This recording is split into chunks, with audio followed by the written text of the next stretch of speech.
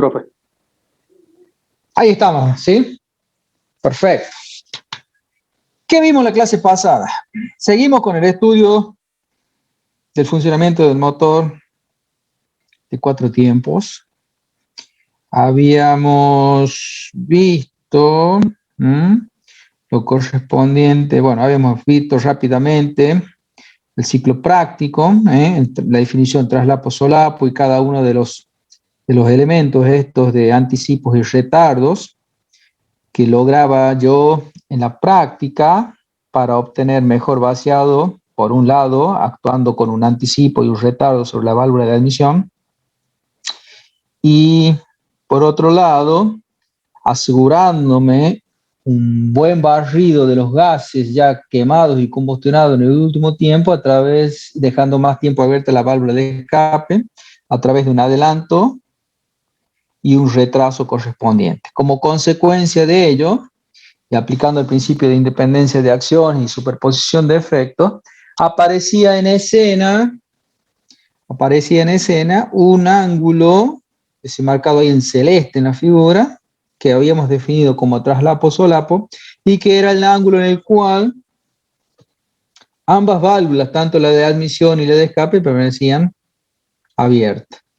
Habíamos visto sus ventajas en el caso de los vehículos de competición, de que ese ángulo traslapo solapo sea grande para obtener mayor potencia, pero no así en un auto, en un vehículo de calle, donde me interesa a mí que sea lo más chico posible, porque corro riesgo, a medida que voy aumentando ese traslapo solapo, corro riesgo de que toda la mezcla fresca que entra por la admisión pase directamente al escape, ¿sí? Sin tener tiempo, sin tener la oportunidad de lograr la extracción de la energía química de esa mezcla de combustible en el interior del motor, que es lo que a mí me interesa para no derrochar de alguna manera combustible, ¿sí?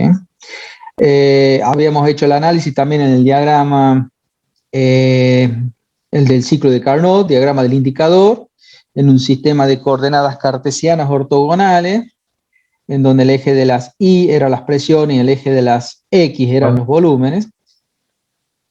Sí. ¿Profe? Diga. En el traslapo y solapo, puede ser que cuando se larga el fuego por el caño de escape, puede ser que no se cierran coordinadamente. En el traslapo solapo decíamos, cuando es exagerado, como en el caso de los vehículos de competición, que se lo hace a propósito con esto de tratar de obtener la mayor potencia, yo de un motor de competición, yo lo que me interesa no es que sea, digamos, que tenga mucha autonomía, es decir, que haga muchos kilómetros con la menor cantidad de combustible posible, que sería el interés de un vehículo de uso particular, el auto que me lleva todos los días al trabajo, el que me llega a la universidad, mientras menos gaste, sea más económico, mejor. Pero si hablo de un vehículo de competición, el objetivo de un vehículo de competición es ganar las competencias. Y ganar una competencia, la única forma es tratar de sacar el máximo provecho, hacer que los motores desarrollen la máxima potencia posible. ¿Y cómo se logra eso desde el punto de vista de la puesta a punto y demás, del cruce de válvulas? Es justamente esto, hacer que tenga un traslapo solapo exagerado, a pesar y con el riesgo que de hecho sucede, que hay parte de combustible que ingresa por la admisión que termina quemando en el caño de escape, entra por la admisión y pasa derecho por la vía de escape que encuentra, que es la válvula de escape abierta, y ese combustible al pasar al caño de escape termina quemando ahí, ¿sí? Por la alta temperatura que este tiene, ¿sí? Y es el efecto que veo en los autos de competición, justamente la llama que aparece en el caño de escape, ¿sí? No sé si esa es la pregunta que me hacías. Sí, tal cual. Gracias, bro. Perfecto. Y eso se nota, ya lo vamos a ver, creo que tengo un video de eso, se nota sobre todo cuando los motores van a alto régimen, altas RPM, ¿sí? Habíamos visto entonces también el tema hecho el análisis del funcionamiento del motor de 4 tiempos desde el punto de vista del funcionamiento, ¿sí? En el diagrama del indicador, el diagrama PV. Habíamos visto cómo era la evolución, habíamos definido cada uno de los elementos estos que intervienen, ¿sí? Cada una de las transformaciones puestas en juego en este caso a lo largo del ciclo, ¿sí? Y de esa manera, habíamos visto y habíamos armado un cuadrito, un simple cuadro por cada uno de los tiempos en sí, en donde habíamos definido, por ejemplo, para el primer tiempo de la admisión, ¿sí? El proceso iba de 1 a 2 y quedaba representado a través de un proceso, ¿cómo se llamaba de 1 a 2? Isobárico. Ajá, ¿por qué era eso? ¿Por qué se llamaba así? ¿Qué quiere decir? Porque ISO, mantenía una La presión presión era constante. constante. presión constante, exactamente, y el valor de la presión en ese caso era la presión atmosférica. Luego, ¿qué tengo? Yo tengo el otro, es decir, el segundo tiempo, el de la compresión. ¿Qué pasaba en la compresión? En el diagrama aparecía el proceso, el diagrama hacía el recorrido 2, 3, disminuía el volumen y aumentaba la presión.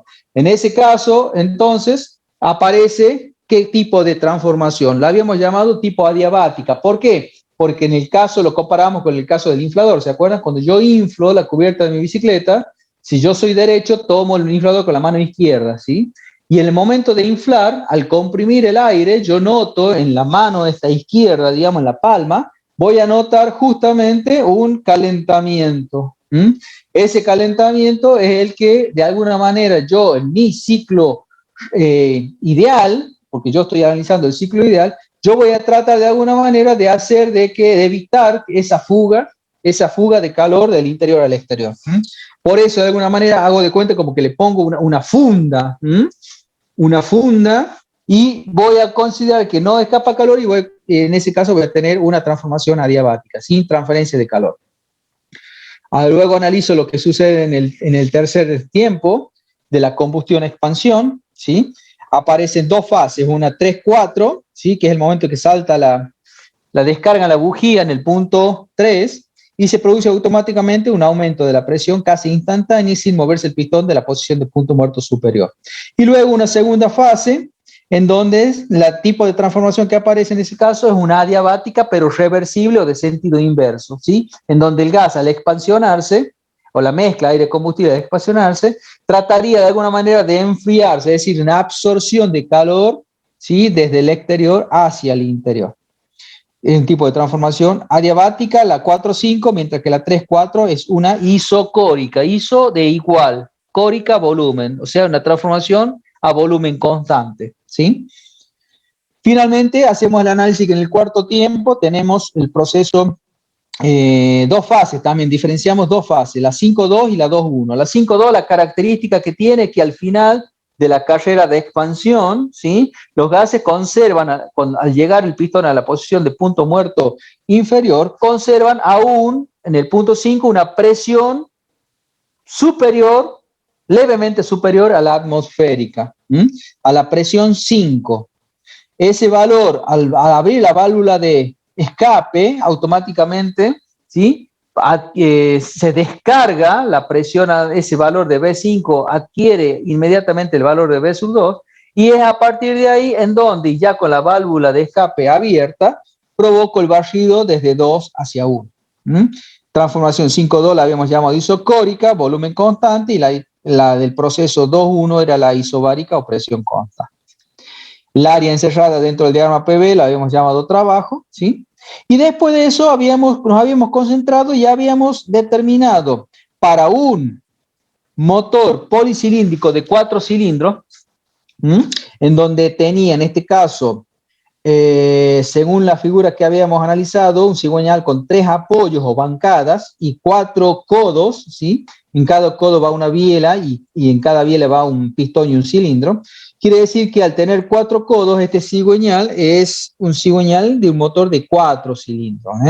Habíamos numerado los cilindros en orden correlativo, mirándolo al motor desde adelante hacia atrás. Cilindro 1, 2, 3 y 4 desde el frente, ¿sí? Y decíamos que los codos 1 y 4, es decir, la posición relativa de los pistones 1 y 4 era la misma, es decir, o los dos abajo, por ejemplo, en la posición de punto muerto inferior. Mientras que los de los pistones, los codos correspondientes a los pistones 2 y 3 guardaban una posición relativa que difería 180 grados, o desplazado 180 grados respecto del 1 y del 4, haciendo que, por ejemplo, mientras el 1 y el 4 están en posición de PMI, los del 2 y 3 estarán en la posición de punto muerto superior. ¿Mm?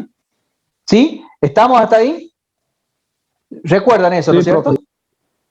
Sí, profe. Sí, profe. Sí. Habiendo definido entonces la forma del cigüeñal, ¿sí? Habiendo definido la forma del cigüeñal según la que tenemos en la figura, nosotros habíamos establecido, ¿no es cierto?, para esa forma de cigüeñal, habíamos definido que, por ejemplo, para hacerlo trabajar en forma correcta a mi motor, y por la configuración del cigüeñal, yo había armado una tablita haciendo que mientras dos pistones bajaban, lo hacía bajar a uno en un tiempo y otro en otro tiempo, y a los dos que subían también los hacía trabajar en tiempos distintos. De esa tabla resumen y de esas consideraciones, yo lograba establecer, ¿sí?, haciendo un análisis sobre cada medio giro de este cigüeñal, establecer, ¿no es cierto?, en base a esta alternancia que le daba respecto de los tiempos que van sucediendo en cada uno de ellos, lograba determinar el tema de lo que se conoce normalmente en el tipo de motores, que es el orden de encendido, que no era otra cosa más que la sucesión en la cual se van produciendo los únicos tiempos útiles que yo tengo de mis motores de 4 tiempos, es decir, el tiempo de la combustión-expansión. En el caso de este que estamos analizando, el orden de encendido, de nuevo, teniendo en cuenta el cigüeñal, la configuración y teniendo en cuenta el sentido de giro del motor antihorario, que era sentido horario, que era lo que habíamos establecido como Convención Internacional de Giro, para esas consideraciones había obtenido un orden de encendido que era 1, 3, 4, 2. Hasta ahí creo que habíamos llegado a la clase pasada. Bien. Retomemos, entonces. Vamos al libro. Esto ya lo analizamos.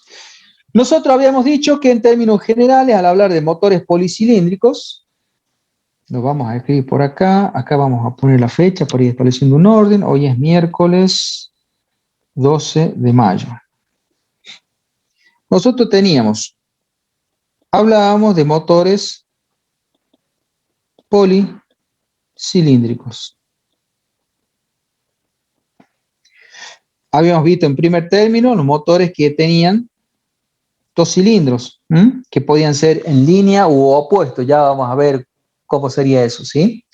Pero en este caso lo limitábamos según la cilindrada. Esto es para motores, en términos generales, utilizado en el caso de aplicación en vehículos automotores, para motores de baja cilindrada. En torno a menos de 800 centímetros cúbicos de cilindrada. Luego aparecían en escena motores de 4 cilindros.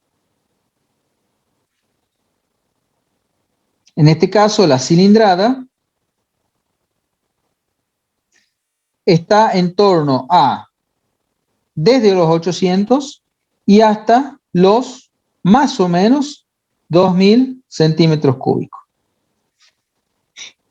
Dentro de ese rango no se van a encontrar los vehículos que ustedes seguramente eligieron, los vehículos de uso común familiar en el parque automotor de acá de la República Argentina.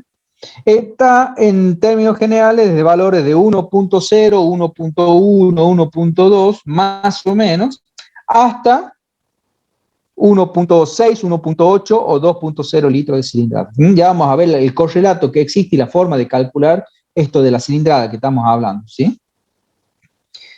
Después aparecen motores de 6 cilindros y luego aparecen los 8 cilindros y luego aparecen motores de 10 y luego aparecen motores de 12 cilindros. A medida que yo voy aumentando la potencia de mis motores, ¿Mm? Yo voy repartiendo esa potencia cada vez en mayor número de cilindros. ¿Para qué? Para lograr que ese tipo de motor en el funcionamiento sea de alguna manera estable. ¿Mm? Tengo un video también para mostrarles respecto de cómo sería esto de la estabilidad, hacer que un motor funcione lo más estable y correctamente posible. ¿Por qué? Porque en el funcionamiento aparecen unas componentes que hacen que el motor tienda a vibrar, ¿sí? Y al momento de vibrar de alguna manera, esa incomodidad se trata de filtrar y evitar de que pase de alguna manera al conductor, ¿sí? Bien. Hablar de motores de 6 cilindros significa, por ejemplo, que acá el autor incluye 5 cilindros, que no es muy común, ¿sí? Pero porque es difícil realizar la compensación de ese tipo de motores desde el punto de vista de la regularidad. Vamos a analizar directamente qué es lo que pasa en un motor de 6 cilindros. Fíjense. ¿Qué pasa en el caso de los motores de 6 cilindros? En el caso de los motores de 6 cilindros, fíjense cómo sería la disposición del cigüeñal de un motor de 6 cilindros. La numeración de los cilindros, en este caso, también es lo mismo que lo que vimos anteriormente, es decir, los cilindros en un motor de 6 cilindros se numeran desde el frente del motor hacia atrás. Este es un 6 cilindros en línea. ¿Por qué? Porque cada uno de los cilindros se encuentra uno al lado del otro en forma sucesiva.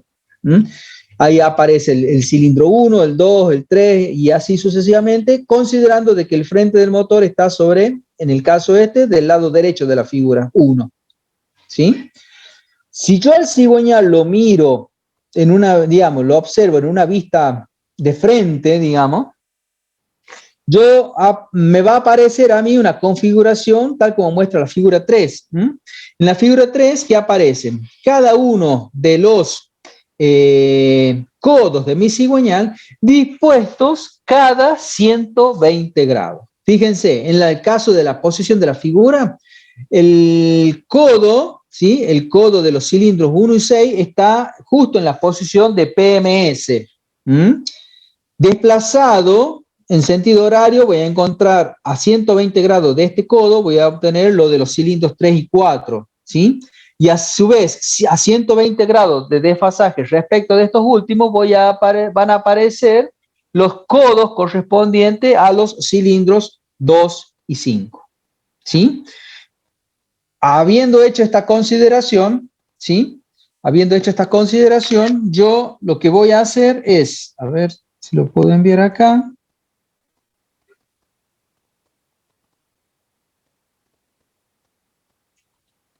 A ver si lo puedo enviar al archivo, a la imagen. Ahí está.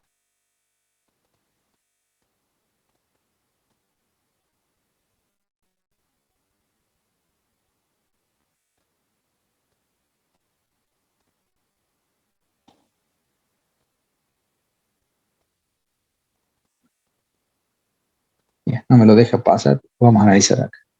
¿Se ve la imagen ahí? Sí. Si yo hago el análisis similar a lo que hice para el caso del motor de 4 cilindros, ¿qué voy a tener? Fíjense. Primero, yo a los 180 grados del cigüeñal, es decir, a los medios giros, yo los tengo acá.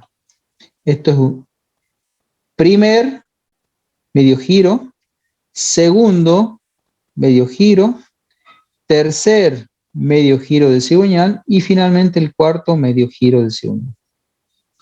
Por cada medio giro, yo lo divido, ¿sí? A los 180 dividido en 3, lo divido en cada 60 grados. Desde acá, si este está en 0, acá están 60 grados del cigüeñal. Aquí va a ser 120 grados de giro del cigüeñal y acá van a ser 180 grados, ¿sí? Y así sucesivamente. Cada 60 grados voy a ir analizando qué es lo que pasa con cada uno de los medios giros, ¿sí? Y veo, como la posición del 1 y del 6, de este y de este, están en la misma posición relativa, ¿sí? yo voy a considerar que 1, mientras está bajando en un tiempo, el 1, por ejemplo, mientras 1 lo está haciendo en combustión-expansión, el 6 lo está haciendo en una carrera descendente, en la otra carrera descendente de mi tiempo, de mi ciclo de 4 tiempos. ¿Cuál sería la otra carrera descendente? Admisión. Admisión. ¿Mm? A uno yo lo estoy haciendo trabajar o bajar en combustión-expansión y al otro lo hago trabajar, lo hago bajar en admisión. ¿Sí? Si yo hago ese análisis por cada uno de los cilindros y demás, yo voy a ver que, fíjense, van a ir combustionando en el siguiente orden. Yo voy marcando las X, marco la X, marco las X, marco las X, marco la X, marco la X y marco la X. ¿Mm? Ese va a ser el orden en el cual se van a ir sucediendo cada una de los tiempos útiles. De manera tal que en el primer medio giro, aquí, ¿cómo hace? ¿Qué está haciendo combustión-expansión? 1.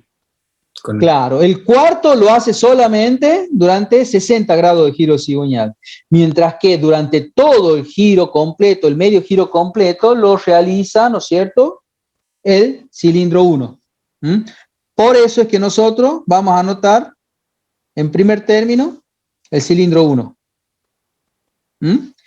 Luego, después de completar el cilindro 1, ¿cuál es el otro cilindro que comienza a hacer combustión-expansión?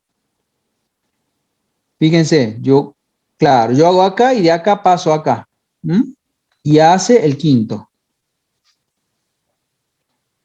Fíjense que al pasar del 1 al quinto hay un tiempo, de nuevo, que aparece acá haciendo los dos, combustión-expansión. Y eso es lo que me permite a mí hablar de regularidad. Si hay un cierto y determinado espacio de tiempo, que en este caso son 60 grados, ¿sí?, en el cual hay más de 2 cilindros que están haciendo combustión y expansión al mismo tiempo, eso me otorga a mí características para ese motor de regularidad en el funcionamiento. Va a ser un motor que al momento de regular, justamente de quedar en ralentí, como se dice, es decir, cuando se le da arranque y no se pisa el acelerador y se lo deja al motor funcionando por sí mismo, ¿sí? En ese caso el motor va a notarse que funciona con una estabilidad desde el punto de vista funcional, ¿sí?, diferente a cualquier otro tipo de motor, ¿sí? Entonces dijimos 1, 5, de ahí saltamos a cuál cilindro que hace combustión-expansión. 3. El 3, luego el 6, luego el 2 y finalmente arranca acá y termina acá, que es el cilindro 4. De esa manera yo logré establecer el orden de encendido para el caso de un motor de 6 cilindros. Que el concepto para determinarlo es exactamente el mismo que vimos para el caso de 4. ¿Cuáles son las consideraciones que tengo que tener? 2 consideraciones. Primero, la configuración de mi cigüeñal, ¿sí? Y luego, el sentido de giro. A partir de eso, queda definido esto del orden de encendido de una manera simple y sencilla. A ver, era 76, creo que era la página, ¿no?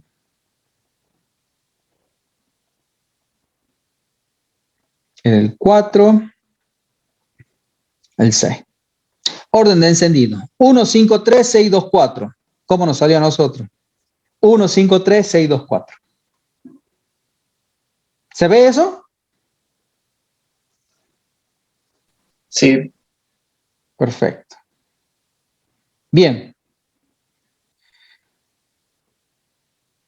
En este caso de los 6 cilindros, ¿sí?, se habla que en términos generales cubre más o menos una demanda, donde lo tenemos acá, cubre más o menos una demanda de cilindrada que va desde los 2000 centímetros cúbicos en términos prácticos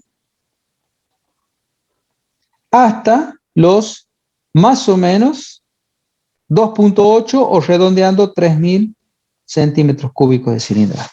Dentro de ese rango, más o menos, un poco más limitado que el de 4 cilindros, podemos encontrar este tipo de motores, ¿sí?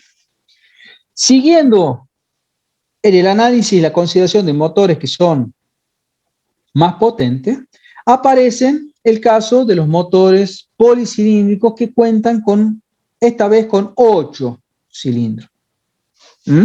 8 cilindros en línea. Este tipo de motores, para que se den una idea, aparecen en escena en la época de la posguerra, ¿sí? Y son vehículos emblemáticos, seguramente lo conocerán o lo habrán escuchado nombrar. A ver si conocen alguno. La F100. El Jeep. Motores F100. El Jeep me parece que es 4 cilindros, hasta donde yo conozco es 4, me parece, con válvulas laterales. Si hablamos del Jeep Willys, ¿no? Del posguerra, ¿sí? No hablemos del Wrangler ni de estos Jeep más modernos, ¿no es cierto? Claro, exactamente. Y si no, bueno, el caso de los legendarios Torino, Ford Falcon, Ford Fairlane, son vehículos del año 70, del año 60-70, vehículos de la posguerra, en donde básicamente se debía su existencia. ¿Qué les parece a ustedes comparativamente? ¿Cómo será un motor de un 4 y un 8 cilindros en línea? ¿Qué característica básica, fundamental va a tener el de 8 respecto del de 4? Va a ser como Mucho más el grande. tiempo de explosión de cilindros van. Va a vibrar menos el de 8 cilindros. Claro, pero a ver, vamos desde el punto de vista de los tamaños. Un 8 cilindros prácticamente sería, en términos generales, el doble que uno de 4. Quiere decir que yo, para hablar de montar o de pensar montar un motor de 8 cilindros en línea, tengo que tener espacio suficiente para alojarlo. Y el hecho de tener espacio suficiente implicaba tener una carrocería grande. Por eso hablamos de que de alguna manera, cuando se produce a nivel mundial la Segunda Guerra, ¿sí? Y aparece victorioso Estados Unidos de esa Segunda Guerra Mundial, luego de eso, quiere Estados Unidos, se va a mostrar victorioso en todos aspectos de su industria, entre ellos la industria automotriz. ¿Haciendo qué? Sacando en la fabricación vehículos de gran porte, vehículos grandes, de gran tamaño, que permitían tranquilamente, por el tamaño de la carrocería, o de la carrocería en este caso, en la parte del alojamiento del motor, era un gran volumen que era suficiente tamaño para alojar grandes motores de gran cilindrada, como por ejemplo estos 8 en línea que estamos considerando, ¿sí? Luego de esa tendencia posguerra de vehículos de gran tamaño, de gran porte, aparece en escena prácticamente la moda en los años 80, la moda japonesa, es tratar de hacer los vehículos ya no de tamaño grande, exagerado, sino que cada vez sean más pequeños. Modelo Daihatsu Cuore, por ejemplo, es un caso emblemático de década, ¿sí? Y a partir de ahí la tendencia fue a la inversa, hacer vehículos que cada vez sean más pequeños, a partir de lo cual ya bajo ese aspecto era impensado tratar de montar en ese tipo de vehículos, este tipo de motores, sino que ya había que buscar motores, a su vez, que acompañaran al tamaño de las carrocerías, haciendo motores cada vez más pequeños, ¿sí? Bien, volvamos al tema de los motores estos grandes. Quiero que nos concentremos en la configuración del cigüeñal de este 8 cilindros en línea. Uy, se apagó.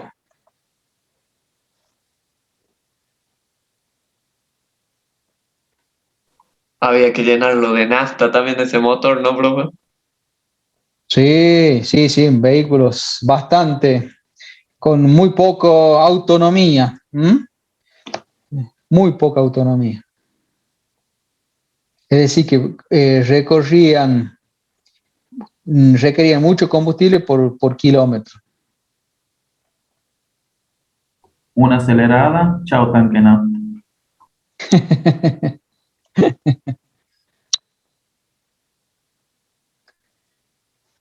Vamos a ver acá. Era una acelerada de Dolly, bolsillo.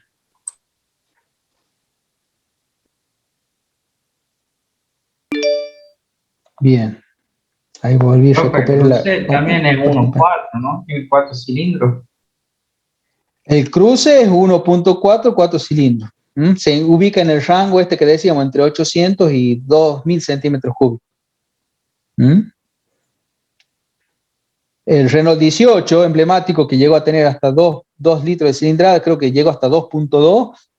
El 2.2 era el límite, más de eso ya no podía tener, digamos, era impráctico pensar en seguir manteniendo 4 cilindros, ¿sí? Si vos pensabas en desarrollar un motor de más de 2.2 litros, ya tenías que ir directamente a un motor de 5 o de 6 cilindros mejor. A ver si me logré copiar bien. Vamos al análisis de del 8 cilindros en línea. Fijémonos en lo siguiente. Lo tienen ahí al diseño del cigüeñal de un 8 en línea, ¿no? Sí, profe. Este tipo de cigüeñal normalmente se dice que está diseñado bajo una configuración 2-4-2. ¿Qué quiere decir eso? Fíjense. Quiere decir que si yo considero ¿cuál sería el frente? ¿Ven los numeritos que tengo acá arriba? 1, 2, 3, 4, son los números de los cilindros. ¿Cuál sería el frente de este motor? La izquierda. Del lado del 1, ¿no es cierto? Porque sí, siempre los motores se numeran, en línea se numeran del frente hacia atrás. Listo. Ya sé cuál es el frente del motor a partir de la numeración. Voy a hacer lo siguiente. Voy a hacer de cuenta, a ver si logro que vean esto. Voy a tachar o me voy a olvidar de los cilindros del medio. Por ahora. Tacho, oculto los cilindros 3, 4, 5 y 6. Quedándome en consideración los cilindros 1, 2 y los cilindros 7 y 8. ¿Sí? Si yo tengo en cuenta, supongamos que vengo con la amoladora, corto acá mi cigüeñal y corto acá mi cigüeñal y estas dos partes que me quedan las uno, ¿qué me va a quedar? Uno de 4 cilindros. Motor 4 cilindros. Exactamente. Si yo hago eso, vengo a la amoladora, como dije, corto y pego las puntas, las uno, las sueldo, me va a quedar una configuración, como dicen los compañeros, igual a la de un 4 cilindros en línea. Con Profe, los dos, sí. pero ahora no sería de 60, sería de 90 grados, ¿verdad? En 90 se dispararía un pistón, si se podría decir así. A ver. De nuevo, si yo elimino, no tengo en cuenta los 4 cilindros centrales, corto y uno los extremos, me va a quedar con la configuración igual que un cilindro de un motor de 4 cilindros, ¿sí? En línea. Fíjense, con el 1 y el 8, en la misma posición relativa, en este caso de posición de punto muerto inferior, ¿sí? Y los cilindros 2 y 7 en ambos en la misma posición relativa y desplazados 180 grados, o sea, ambos en la posición de PMS. ¿Lo logran ver a eso, no es cierto? Sí.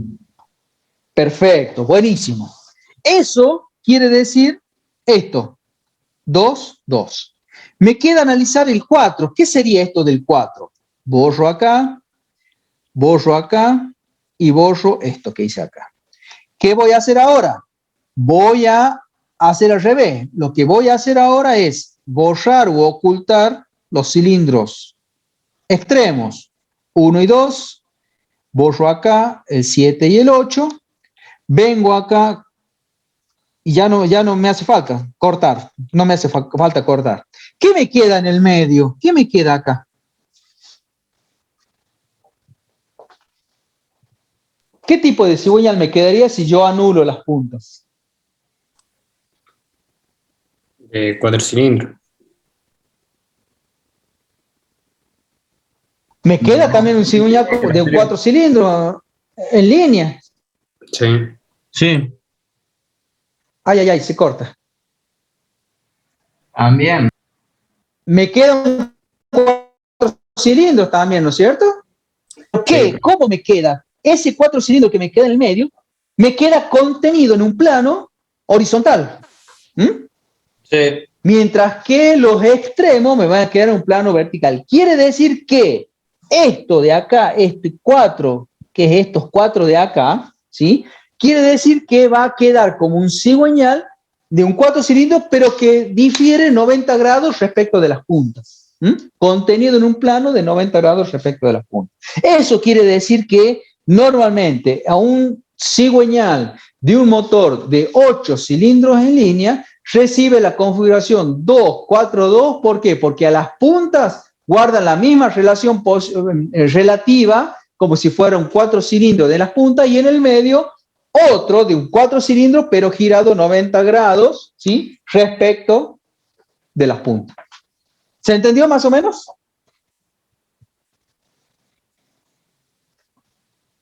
Sí, profe. Sí, profe.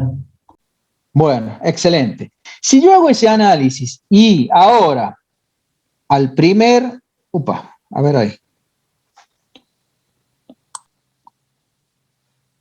No me deja escribir, ¿qué pasa? Primer medio giro, ahí va. Primer medio giro, segundo medio giro, tercer medio giro y cuarto medio giro. Yo ahora cada medio giro lo voy a dividir en 90 grados. Si yo hago un análisis similar, tratando de que, por ejemplo, los dos pistones que estén subiendo o que estén bajando, los hago trabajar bajo el mismo concepto de que trabajen en tiempos diferentes por el tema del equilibrado y el funcionamiento correcto, voy a lograr de alguna manera lo siguiente.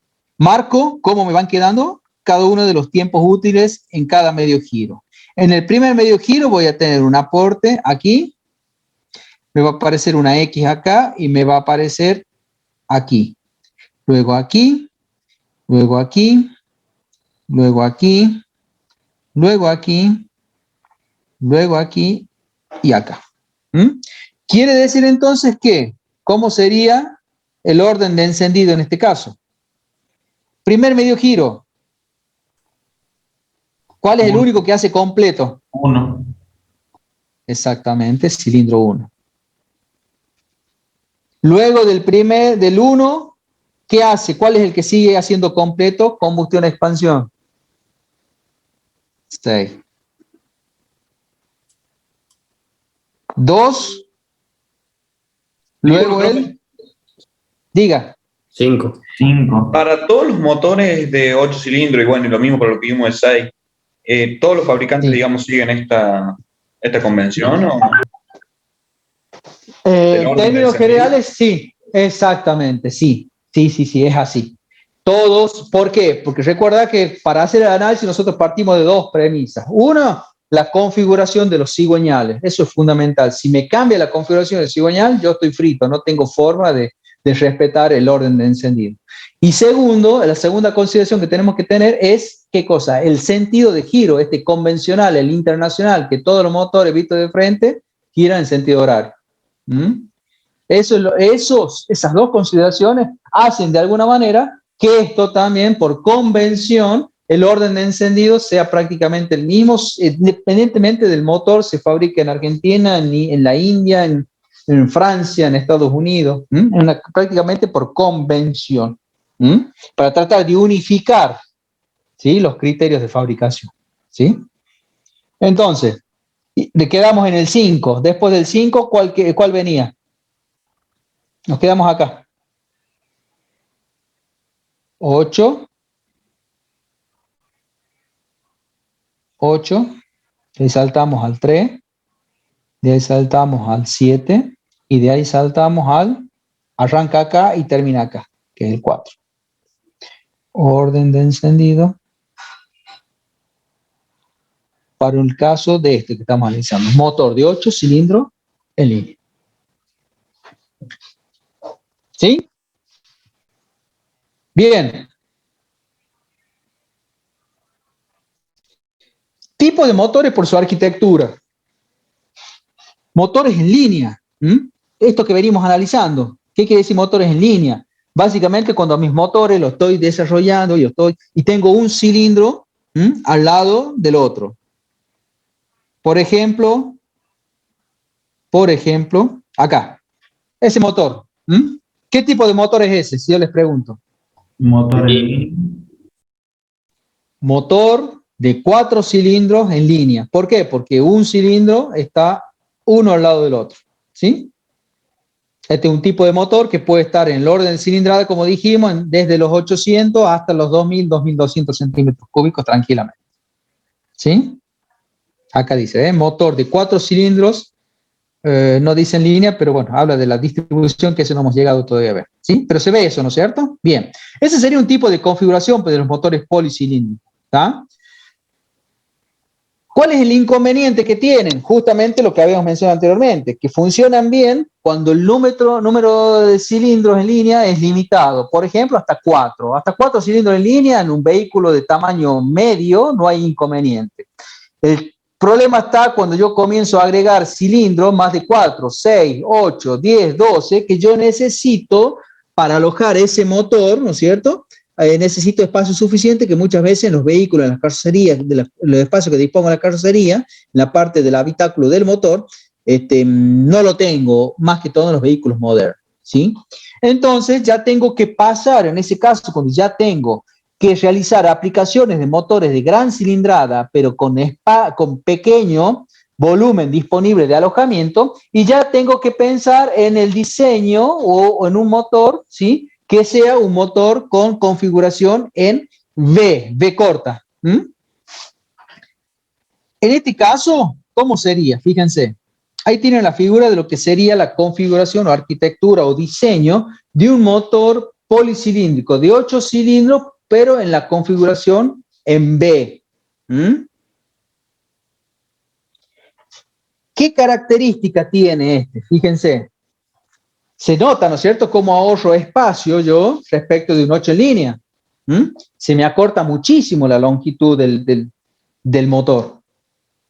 ¿Sí? Haciendo que prácticamente con muy poca diferencia, y ya vamos a ver por qué, el largo de un motor de 8 cilindros en V sea casi, en términos de longitud, casi aproximada a la longitud de un motor de 4 en línea. ¿Lo pueden ver a eso? Sí, profe. Sí, profe. Entonces, cuando yo necesite motores de gran potencia y de gran cilindrada, pero en un tamaño reducido, la opción más práctica es pensar en un cilindro con configuración en V, que puede ser un 6 cilindros en V o un 8 cilindros en V. En el caso de la izquierda, de la figura de la izquierda, ¿cuántos cilindros tengo? Fíjense, por cada lado de la V tengo 1, 2, 3, 6 4. cilindros, sí. El de la izquierda no, el de la izquierda es un 8. La izquierda es de 16, ¿no? No, de 8 cilindros en V. Tenés 4 por cada lado. Ah, perdón. Ah, claro, ya lo vi bien. ¿Sí? Mientras que sí, en el caso de la figura de la derecha, ahí sí, tenés 3 cilindros por cada bloque, por cada V, digamos, lado de la V. Entonces tenés 3 más 3 son 6, es un V6. Mientras que el de la izquierda es un V8. De ahí viene la denominación. Habrán visto en algunos vehículos, ¿cierto?, que viene directamente esta designación. A ver si lo vemos acá. Que puede ser un motor V6 o un V8. ¿Lo vieron por en algún lugar a eso? El Mustang Sí. es V8. Sí, yo lo escuché nombrar. Claro, Amarok exactamente. V6. Claro, una Amarok es V6, por ejemplo. ¿Qué quiere decir? Que tiene 6 motores en configuración en V. ¿Y por qué esto que decíamos de la pequeña diferencia? O sea, en el largo prácticamente es muy, digamos, es un poquito más largo que un 4 en línea. ¿Y a qué se debe esa diferencia? Y básicamente se debe a la configuración que yo le tengo que dar, ¿no es cierto? Por ejemplo, a la unión de cada una de las bielas, digamos, a los codos del cigüeñal. Fíjense, de todas las propuestas estas que me presenta el autor de fijación del codo de las bielas, digamos, respecto del cigüeñal, podemos decir que la más, digamos, la de mayor uso, la de uso generalizado, se refiere a la figura 3, como si fueran dos bielas juntas reunidas en un mismo codo. Quiere decir que el codo de un cigüeñal de un 8 cilindros en B va a tener un poquito más de longitud, ¿sí?, respecto de un codo normal, justamente por esto, porque en el mismo codo tengo que reunir dos cabezas de biela. ¿Sí? ¿Se ve esa diferencia? En esos centímetros que yo tengo que alargar los codos del cigüeñal justamente para recibir estas dos bielas, hacen que esos centímetros lo multiplique por 4 y sean la diferencia de escasos centímetros más largo de un B8 respecto de un 4 cilindros en línea. Acá tengo en este detalle lo que les estoy diciendo. Ven que por cada codo del cigüeñal yo tengo que reunir dos bielas. Una biela para un bloque de cilindro, una de las B, y el otro que me va a comandar el pistón, ¿no es cierto?, dentro del cilindro del otro bloque. Reunir por cada codo del cigüeñal dos cabezas de dos bielas hacen de que la longitud total de este cigüeñal que es de un 8 en B termine siendo ligeramente superior, ligeramente más largo que un 4 cilindros en línea. Disculpe, profe. Sí. Los cilindros que comparten codo. Sí. Cuando uno sube, el otro baja, ¿no es cierto? Claro, es decir, ahí lo haces trabajar. En ese caso, uno en un tiempo y otro en otro. Bien, profe, gracias. Por la posición. Perfecto. Fíjense acá. Ahí está la disposición. Fíjense ahí, digamos, el pistón 7 y el 8, cómo están unidos ambos al mismo codo del cigüeñal. Igual, por la configuración que adquiere cada uno de los bloques y por la posición relativa del cigüeñal, fíjate que a diferencia del 8 en línea, no lo vas a tener, por ejemplo, no lo vas a poder poner a los dos en PMS, por ejemplo. Ahí lo ven bien en esta figura. Claro, exactamente. No te van a adquirir la misma posición relativa los pistones que estén conectados al mismo codo. ¿Por qué? Por la misma disposición que tienen. ¿Sí? Entonces, de esa manera, lo destacable de esto, de alguna manera, es eso, que yo puedo tener mucha potencia concentrada en un motor en poco espacio. ¿Sí? Ese es básicamente el resumen y la bondad que me presenta esto de los motores en B. Bueno, acá hay un esquema, digamos, de cómo trabajan, ¿no es cierto? Cómo están, en este caso, un 8 cilindros en B. Es lo que yo te decía, de que por la posición del cigüeñal y por estar, digamos, dos bielas conectadas al mismo codo, por la posición relativa que adquieren cada uno de los bloques, nunca vas a tener los dos del mismo codo en la misma posición relativa. Creo que se ve claro ahí en ese dibujo, ¿sí? Bien, queda claro esto de los 6 cilindros, de los 8 cilindros en B, ¿no es cierto? Las bondades que tiene. Fíjense que en este caso se ha llegado a utilizar hasta 16 cilindros en el caso de, no de automotores, pero sí en el caso de barcos, ¿sí? Solo el motor en W, ¿no? Lo que pasa, claro, en W, claro, estamos analizando los motores en B, ¿sí? Los de W sí están. Pero lo más común, ¿no es cierto?, para nosotros es justamente esto, ver la comparación y las bondades que tiene un motor en B respecto de un motor en línea. O sea, ¿en B llegaríamos hasta 8 cilindros? Y en términos prácticos, no. El caso de la Fórmula 1, ¿hasta cuántos cilindros llegamos en la Fórmula 1?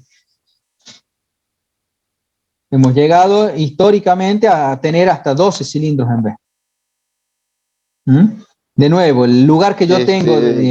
¿Y el rotativo lo llegamos a ver, profe? Rotativo, si nos da el tiempo, lo vamos a ver, ¿sí?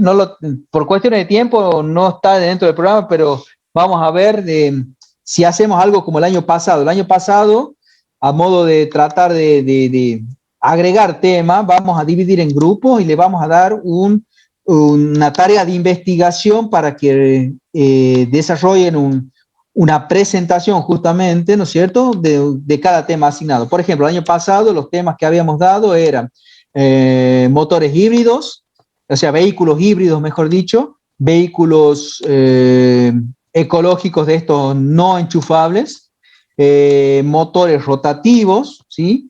Y no me acuerdo qué otro tema más, ¿sí? Por cuestiones de programación, normalmente eso no está incluido en programa, pero vamos a tratar de desarrollarlo al menos como tema para que ustedes investiguen y puedan presentar tanto a nosotros como al resto de sus compañeros, ¿no es cierto? Así que eso vamos a ver si lo podemos implementar al igual que el año pasado para finales de este año. Bien. Estamos con los 8 M. El motor Wankel, ¿no? Wankel, sí. Exactamente. Que de hecho, este año tuve la oportunidad de visitar, no sé si alguien visitó el museo que está en la ciudad de Termas, en el Río Hondo, en Santiago del Estero. Dentro del mismo circuito, digamos, está un museo, y en ese museo me llamó la atención la presentación en exposición de una motocicleta japonesa, creo que era Kawasaki, que tenía montado un motor rotativo Wankel. Me llamó muchísimo la atención porque no había visto nunca, sí sabía, digamos, de la aplicación de ese tipo de motores en vehículos automotores, pero nunca en el caso de motocicleta. Así que si tienen la oportunidad en algún momento y cuando pase todo esto, de visitarlo, se los recomiendo a ese museo porque no está relativamente cerca en distancia y es digno de la presentación que tiene, ¿sí? Aparte la entrada, yo fui ahora en Semana Santa y estaba de entrada al museo 100 pesos, digamos, o sea, bastante accesible, ¿sí? Bien, seguimos con esto de la configuración. Aparecen los motores horizontales opuestos, los motores tipo Boxer, que equipan a motores de baja cilindrada, ¿sí? Los motores característicos de estos, ¿cuál sería? A ver si lo saben. ¿Conocen algún motor con cilindros horizontales opuestos? La Coupe 86 tiene, profe. Coupe de Toyota, esa tiene 86, bien. Pero que tenga así 2 cilindros, ¿no? No tiene 2 cilindros, pero ese sistema de motor, justamente. Bien. Seguramente, ¿conocen el modelo del Citroën 13B, 12B, 13B? Tienes razón, los 13B. Exactamente, ese tipo de motor tiene motores horizontales opuestos, de baja cilindrada, ¿sí? Tenemos el caso del Porsche, ¿sí? El Porsche tiene 4 cilindros o 6 cilindros horizontales opuestos.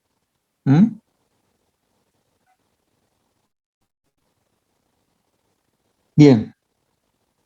Listo, y ahí comenzamos ya a ver en términos reales y prácticos, digamos, el despiece de lo que sería un motor de 4 cilindros en línea, ahí lo tienen, que ya lo vimos anteriormente. Cómo sería esto de las piezas fijas y móviles, que es el detalle que ya van a ver a partir de la próxima clase con el ingeniero Karam, ¿sí? De estos motores de 4 cilindros. Por acá vamos a ver, creo que aparece una imagen de un motor. Ahí tenemos. Ese es un motor de 4 cilindros en línea, ¿no es cierto? Con todo el sistema de distribución, que es lo próximo que vamos a ver luego que estudiemos las partes fijas y móviles del automóvil. Un despiece de lo que es un motor de cilindros horizontales opuestos, en este caso de 4 cilindros, ¿sí?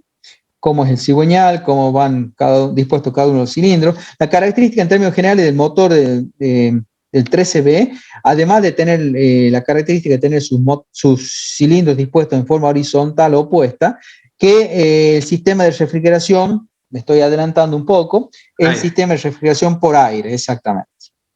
Ya lo vamos a ver en detalle. Por eso son las aletas que van a ver en las cabezas de los cilindros. Los DEU cilindros también. Ese sistema, profe. Ajá, bien. Y en el caso de, fíjense, ahí tienen el caso de la aplicación de un motor con cilindros horizontales opuestos, en el caso de las motocicletas BMW. En el caso de las motocicletas BMW, van a ver que tienen la característica esa, que sobresalen los cabezales de los cilindros a los costados del motor. Este sería, ahí tienen un esquema de cómo es la configuración en el caso de la motocicleta. Visto de frente lo tienen así al motor. También, en la Harley vi que tienen motores en B, no vi de horizontales opuestos. Las BMW en términos generales, la mayoría tiene este sistema. Si lo llegas a tener ahí, tráelo y lo compartimos y lo vemos, ¿sí? Al de la Harley, pero hasta donde yo sé, las Harley en términos generales son de motores digamos, en B. A ver acá, fíjense ahí, un corte de un motor en B. Se ve claramente ahí, ¿no? Los dos bloques, las dos bielas que comparten el mismo codo de cigüeñal y demás, ¿sí? Bueno, ahí ya motores más desarrollados y demás. Bien, estamos con esto de la configuración, orden de encendido y cigüeñal y todo lo demás, ¿no? ¿Sí? ¿Alguna pregunta que les haya quedado de eso?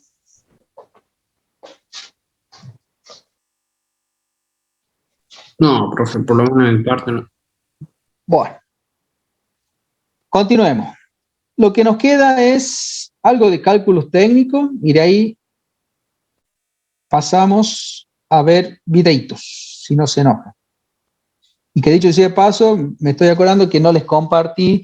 Yo les voy a habilitar, yo tengo todos los videos en una carpeta de Google Drive, ¿sí? Se las voy a dejar abiertas y les voy a pasar el link para que puedan verlas, porque son bastante pesados los videos, ¿sí? No voy a tener forma de compartírselo, me parece que de otra manera que de esa. Así que bueno, cálculos técnicos. Vamos a ver en primer término esto de la cilindrada. ¿Qué es la cilindrada de un motor? ¿Es el tamaño del pistón? Algo así. Bien, cilindrada. Tiene que ver, como el nombre lo indica, con el análisis volumétrico, exactamente, análisis volumétrico del cilindro. Si estoy analizando motor policilíndrico, voy a concentrar mi atención en uno de ellos, ¿sí? Si yo, por ejemplo, analizo, no sé, de mi motor policilíndrico, me paro y analizo qué es lo que pasa en el cilindro 1. Yo en el cilindro 1 voy a tener más o menos esta figura de cilindro en el cual dentro de él se va a mover con un movimiento rectilíneo alternativo el pistón, ¿sí? Dentro del mismo. De manera tal que esta posición va a ser mi PMS y esta posición va a ser mi PMI. Luego, a esto yo lo voy a llamar L, o sea, mi carrera, la carrera del pistón dentro del cilindro, ¿sí? Si yo quiero establecer eso que me enseña la geometría básica, la geometría de jardín, ¿cómo sería la fórmula del volumen de un cilindro? El volumen de un cilindro va a ser igual a ¿qué? Al volumen de su base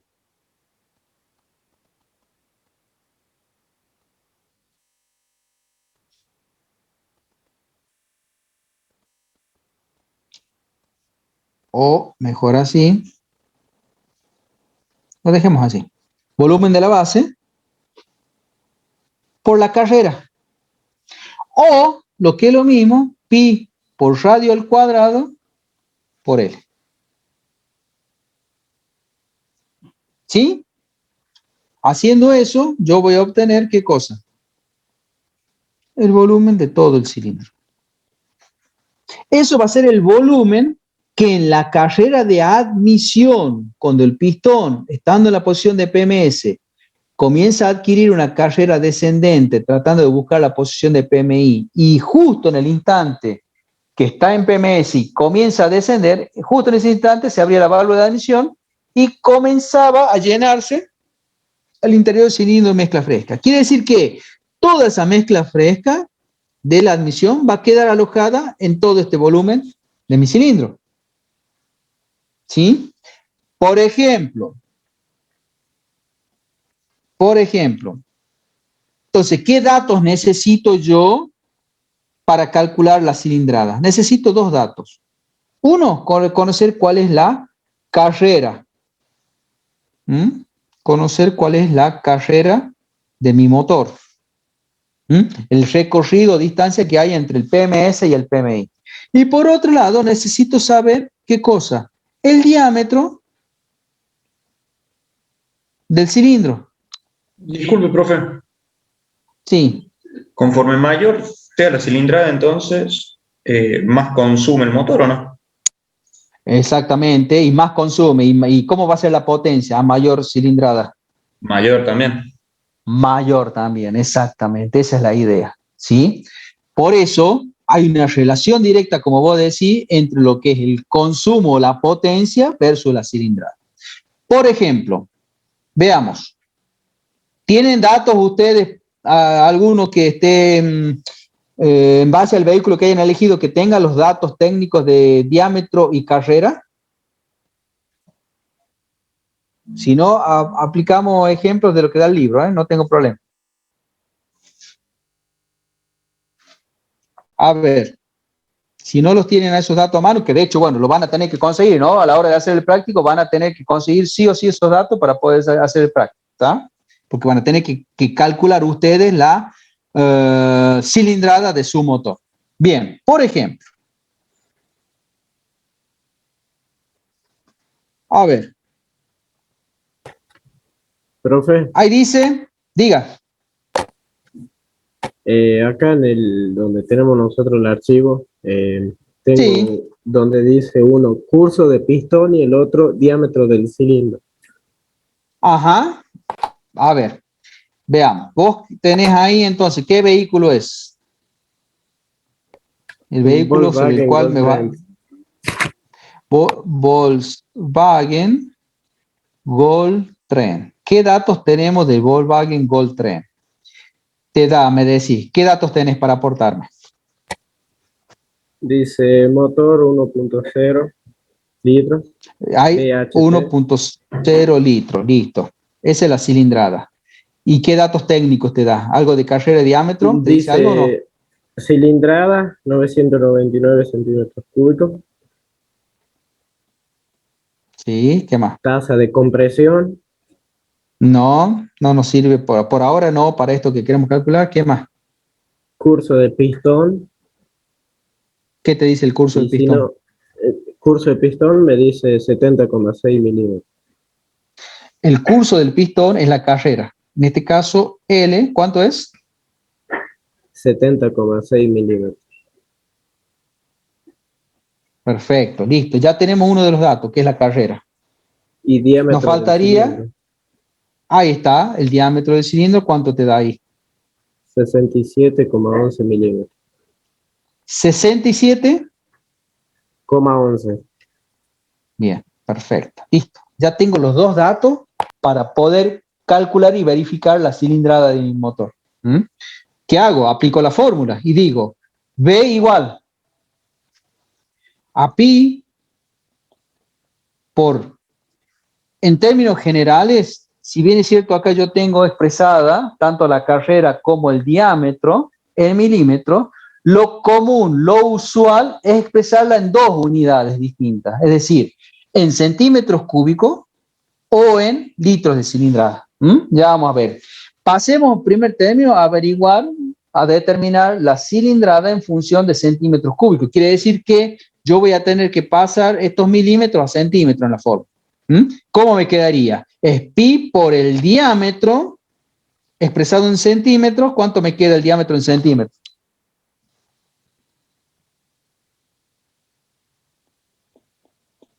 ¿6,71? ¿Sí o no? Sí. Centímetros, todo esto al cuadrado sobre 4 multiplicado por la carrera. ¿Cuánto es la carrera en centímetros? 7,06 centímetros. Bien. Continuemos el cálculo. B igual. ¿Cuánto les da esto en la calculadora? Sería 6,71 al cuadrado por pi dividido en 4. Profe, a pi lo ponemos en radianes. ¿En dónde, perdón? O sea, cuando calculemos ponemos pi radianes en la calculadora. 3,14. Con que pongan 3,14 es suficiente. 249,65. En este caso me van a ser centímetros cuadrados, ¿sí? Por 7,06 centímetros. ¿Cuánto te da eso?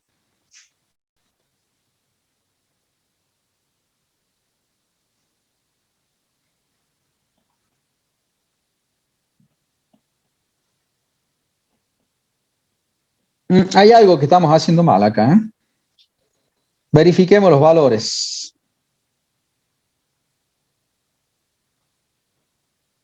Esto me debería dar algo así como 250 centímetros cúbicos, más o menos. Este valor. Claro, es que no se vuelve a multiplicar por 7,06. ¿Por qué no? Porque él ya lo calculó antes. O sea, todo eso, Claro, toda la el fórmula. 249,65 es el cálculo total. Claro. A ver, ustedes dicen que esto, el resultado, 0,65, sí. Ahora sí. Ahora sí, todo esto les da 240 y... ¿Cuánto me dijiste? ¿200? Y estos ya son centímetros cúbicos. Así es, ¿está? Quiere decir entonces que, como en el Volkswagen Gol Tren, que estoy analizando, Volkswagen Gol Tren que estoy analizando, ¿cuántos cilindros te dice a vos que tiene? Es un motor de 4 cilindros.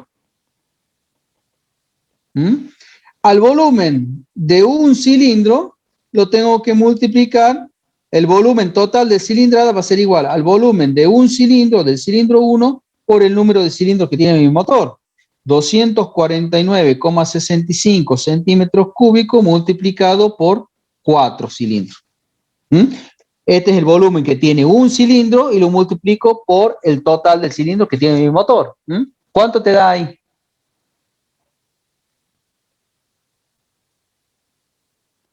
$999. Fíjate, si yo comparo este con este, es el valor declarado por el fabricante.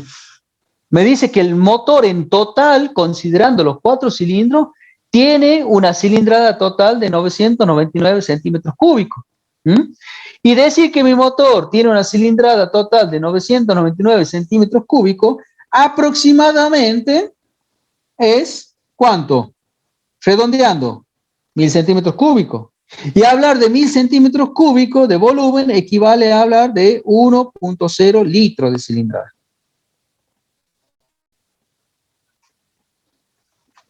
Que es directamente el valor que yo tengo acá.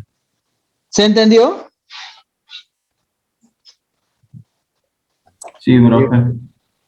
Bien, profe. Entonces, ese cálculo ustedes lo van a tener simple y sencillo a partir de los datos geométricos que puedan obtener de cada uno de los vehículos elegidos, en el caso de ustedes, lo van a poder verificar.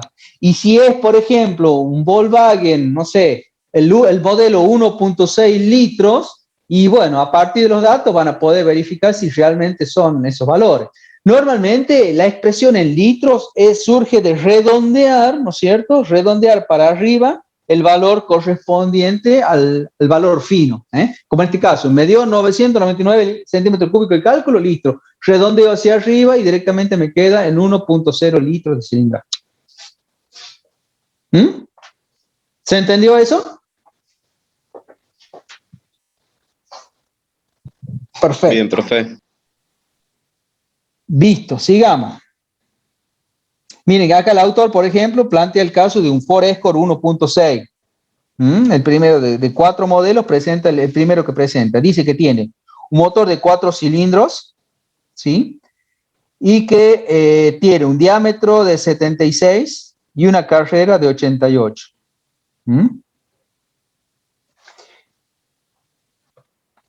Antes que pasemos a ver el próximo tema. Hay una relación que vamos a armar una tablita siguiente que dice así, fíjense. ¿Cómo sé yo a partir de los datos obtenidos de la carrera y el diámetro si es que estoy en presencia de un motor antiguo o moderno? ¿Cómo sería esto? En el caso de los motores antiguos, las características desde el punto de vista de la carrera y del diámetro era la siguiente. Eran motores de gran carrera,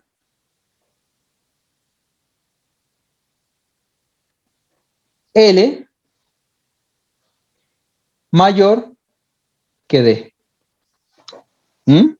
Eran motores que eran alargados, se decía, tenían mucha L y poca D. Quiere decir que más o menos tenían esta configuración.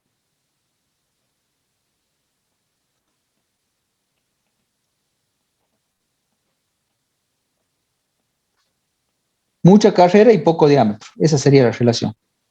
¿Sí? Con el paso del tiempo, esos motores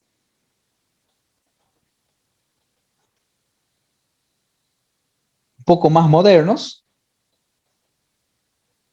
se revirtió esa tendencia. Y prácticamente, ¿sí?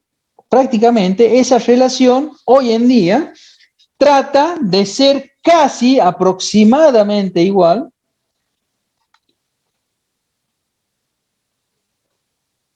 LD,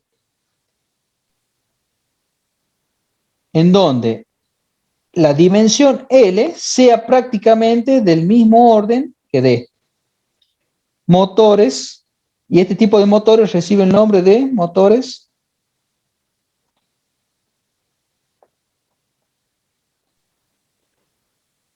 cuadrados.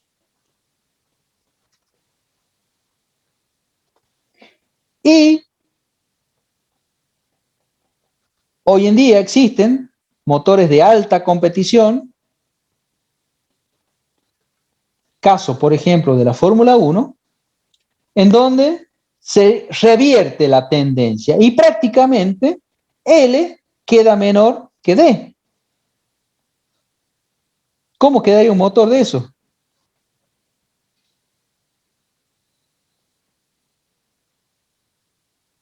Esto sería L. Y esto es... ¿Qué ganan con eso, profe? O sea, ¿por qué están haciendo eso? ¿Por qué se hace eso? Porque desde el punto de vista inercial, hablando de un motor de Fórmula 1, ¿se acuerda del video que vimos? No sé si la clase anterior o la anterior. ¿Cuánto era el motor del Fórmula 1 de los años 90? ¿Cuántas RPM desarrollaba? No sé si se acuerdan, pero eran más o menos 18.000 revoluciones por minuto. Hablar de un motor que gira 18.000 revoluciones por minuto implica que todas las piezas móviles van a tener muchísima inercia puesta en juego para poder cumplir esas revoluciones por minuto. Hablar de 18.000 revoluciones por minuto es lo mismo que hablar de cuántas revoluciones por segundo. Y bueno, son 18.000 revoluciones por minuto. Yo a eso quiero saber cuántas revoluciones por segundo son. Quiero matar los minutos y poner en lugar de ellos los segundos. ¿Y cuál es la equivalencia? Hacer que en un minuto tenga 60 segundos. ¿Cuánto les da 1800 dividido en 6? 300. 300. Son 300 revoluciones por segundo. 18 en 6, 3. 300. Serían 1800 dividido en 6. 300 revoluciones por segundo. Imagínense que en un segundo el motor ese va a tener que hacer 300 giros. O sea que está desarrollando altísima velocidad. Para poder cumplir con ese alto régimen, sobre todo pensando en las piezas móviles del motor, que es lo que van a ver con el ingeniero Caram la clase que viene, necesitas de alguna manera, sí o sí, disminuir al máximo la inercia puesta en juego en esos motores. Haciendo ¿cómo? Acortando la carrera, ¿sí? Y llevándola a su mínima expresión. Por eso vas a ver que los motores de Fórmula 1 son motores, que acá los vamos a agregar, motores super cuadrados. Motores de gran cilindrada, de alto régimen de revoluciones, ¿sí? Y de poca carrera respecto del diámetro. En cambio, los motores antiguos, ¿qué características tenían? Eran motores lentos, muy pocas revoluciones, bajísimas. El máximo que tenían Ford A, Ford T eran 2.000, 2.500 revoluciones, no más de eso. Y motores también de gran cilindrada, pero no tenía tanta inercia puesta en juego. ¿Sí? ¿Se entiende la diferencia? Sí, profe. Perfecto. Bien, volvamos acá. Entonces, lo próximo que viene es relación de compresión. Otro concepto.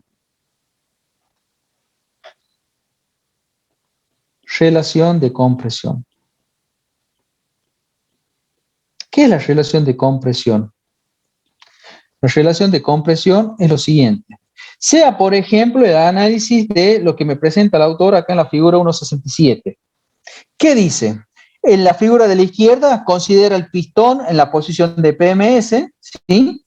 Que está efectuando una carrera descendente, y en la figura 2 logra alcanzar la posición de PMI, ¿sí? Con la válvula de admisión abierta.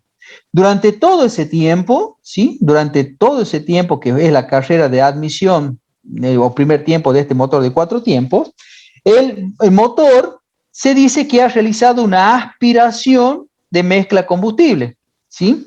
De manera tal que, por ejemplo, si yo, a ver si hago esto.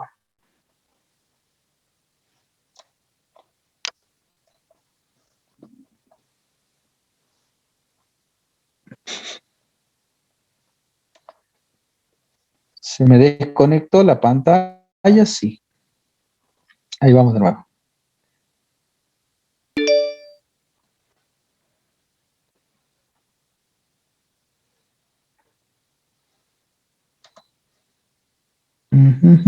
A ver, ¿qué pasó con estas fotos?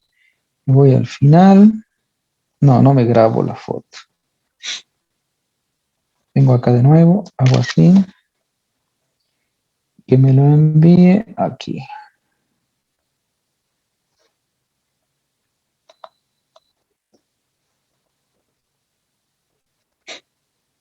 Bien, tengo la imagen. Entonces, si yo considero, lo están viendo ahí, ¿no es cierto? Sí, profe. Si yo considero que en el inicio del tiempo de la admisión,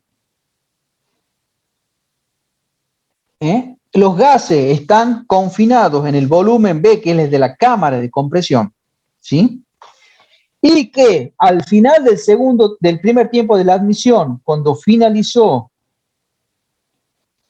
el volumen aspirado es este que yo tenía al comienzo, más este que yo le agregué correspondiente a la cilindrada. ¿Lo ven al verde ese? Entre PMS y PMI el volumen que yo tengo concentrado ahí en el medio es justamente el volumen de la cilindrada.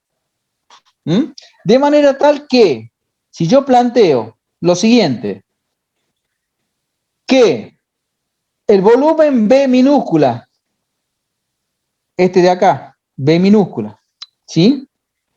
Más a todo esto verde lo voy a llamar B mayúscula.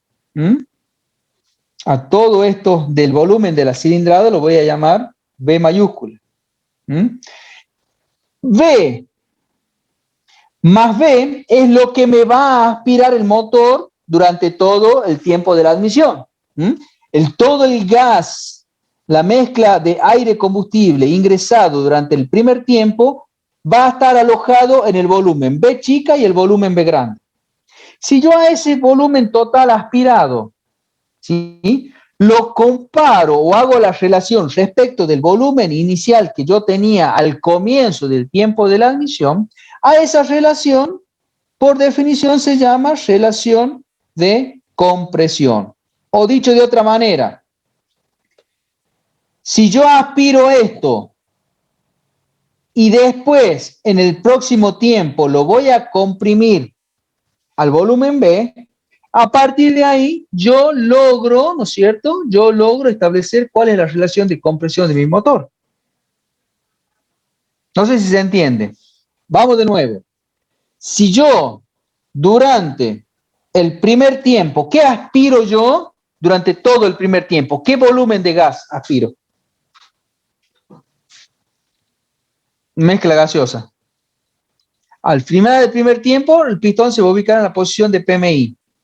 Cuando el pistón llegue al final del primer tiempo a la posición de PMI, ¿qué volumen total voy a tener de mezcla gaseosa? Todo el cilindro. Todo el cilindro más la cámara, más la chiquita. Exactamente, bien.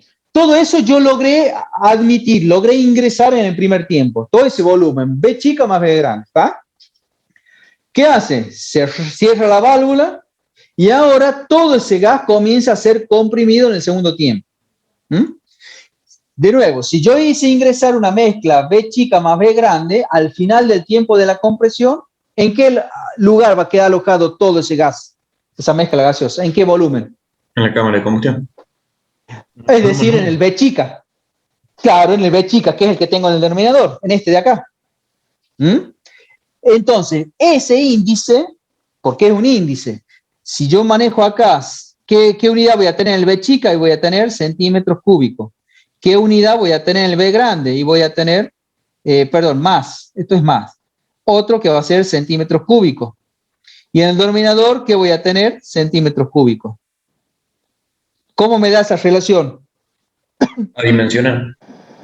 Adimensional, exactamente. Esta relación o este índice adimensional me da idea a mí de cuán comprimido es mi motor. Es decir, qué capacidad tiene justamente para lograr alojar en un mínimo volumen a toda la mezcla gaseosa aspirada durante el primer tiempo de mi ciclo de 4 tiempos. De manera tal que, y en esto va la relación que seguramente habrán escuchado hablar. Vamos a borrar acá, aquí. Vamos a poner con otro color para que se vea. Yo había dicho que de acá para arriba es la tapa de cilindros. Ya lo van a ver con el ingeniero, ¿no? Tapa de cilindros.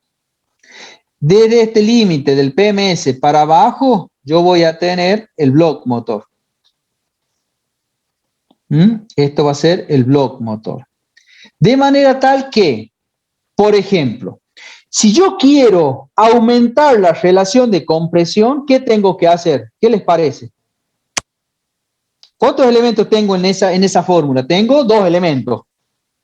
Un B chica y un B grande, actuando de distinta manera tanto en numerador como en denominador. ¿Sí?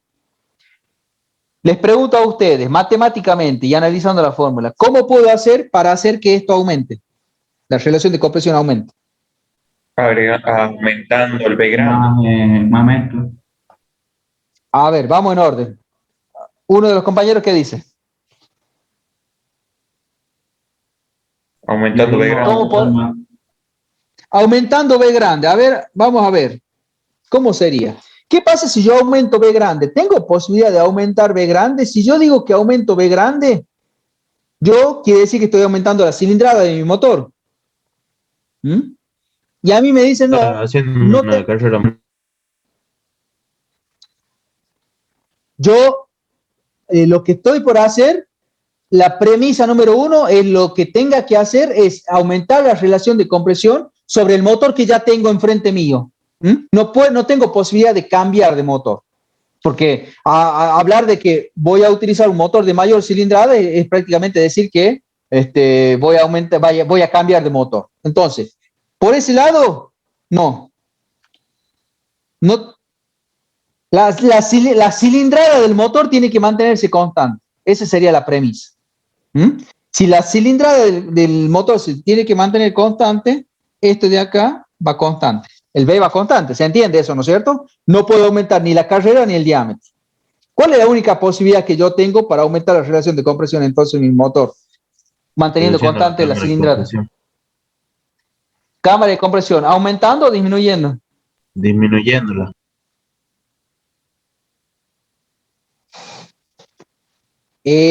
Algo parecido. Entonces, ¿estamos de acuerdo matemáticamente entonces? Que yo para hacer esto, teniendo esto constante, necesariamente tengo que achicar esto. ¿Se ve eso? Matemáticamente. ¿Sí? Y hacer que disminuya mi volumen de cámara de compresión, ¿cómo lo puedo lograr? En la práctica, ¿qué se les ocurre? Rebajando la tapa del cilindro. Eso. ¿Dónde tengo la tapa del cilindro? Tengo haciéndole algo a la cabeza del pistón para que entre menos líquido en la cámara. A ver. Tapa de cilindro. ¿Dónde tengo la tapa de cilindro? Desde el PMS para arriba. Todo esto es tapa de cilindro. Sí. ¿Sí?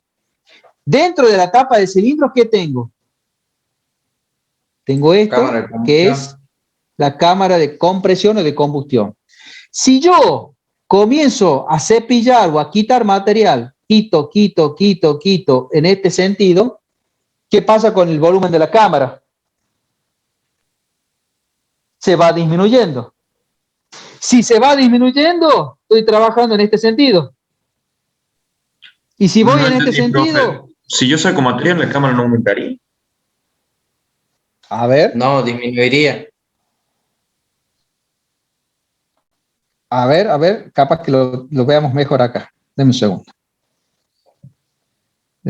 un segundo, por favor. Pasa que capaz que me estoy adelantando porque no terminaron de ver los componentes con el ingeniero. Donde tenemos una tapa de cilindro en invertida.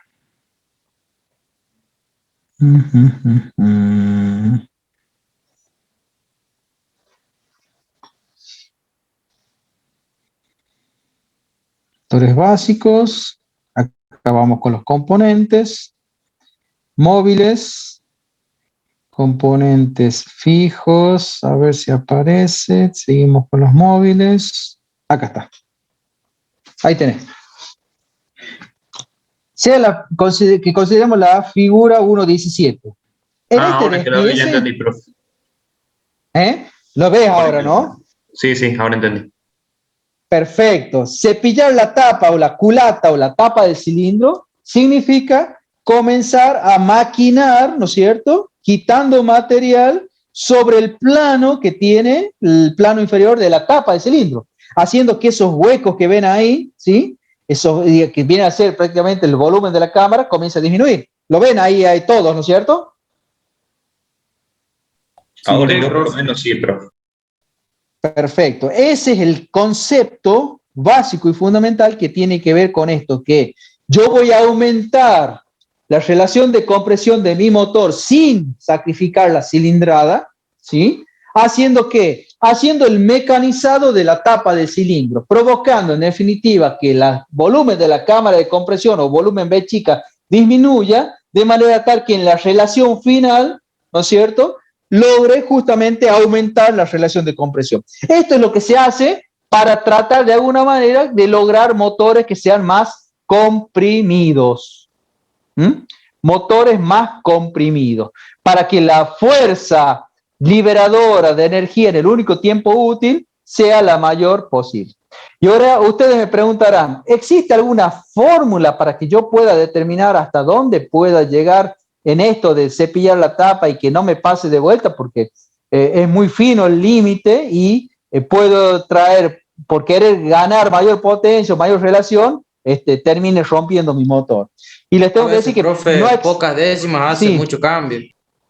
Exactamente, exactamente. Y por ahí me entusiasme cepillando la tapa y al final el motor termine rompiéndose más que funcionando con mayor relación de compresión. Entonces, en términos generales no existe una fórmula única, sino que es puro práctica. Pregúntele a los diseñadores de motores de competición los motores que se rompieron hasta lograr determinar un valor práctico. Es todo empírico, es prueba-error en esto. No hay mucha más ciencia que eso. También, profe, depende mucho de si es motor de competición en los componentes que tenga. Exactamente, si es que tanta o cuál compresión.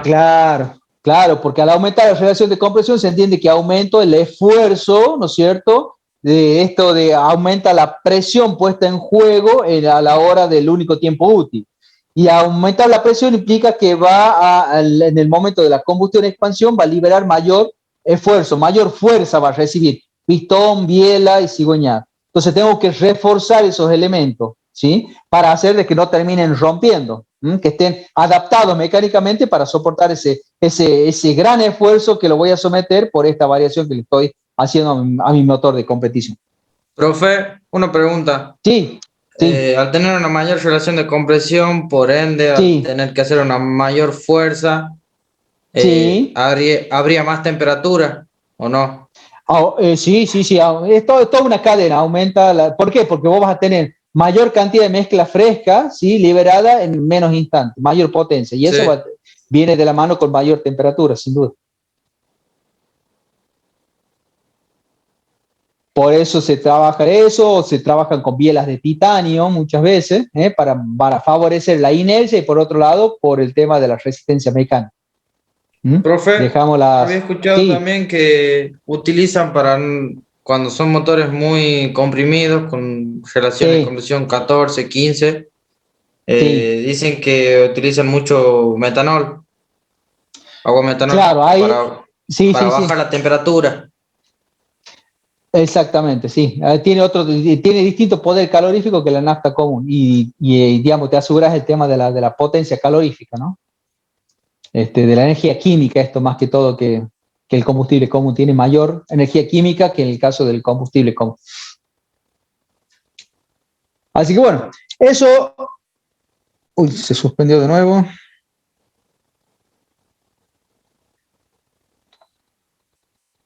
Vamos de nuevo a compartir porque... ¿Cómo venimos hasta acá? ¿Se va entendiendo? Sí, profe. Sí, profe. Muy bien, profe. Sigamos. A ver.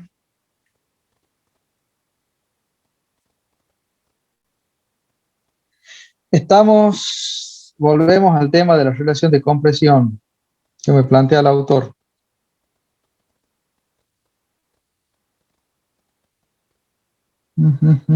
Cilindrada ya lo vimos, relación de compresión ya lo vimos. Par motor. ¿Qué es el par motor?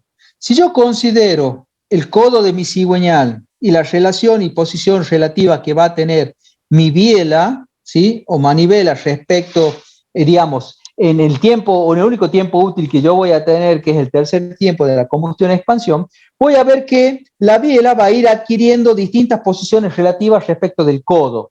De manera tal que en una posición en particular, que es la de la figura 2, cuando la biela alcance la posición o relativa de 90 grados respecto del codo del cigüeñal, en ese instante, ¿sí?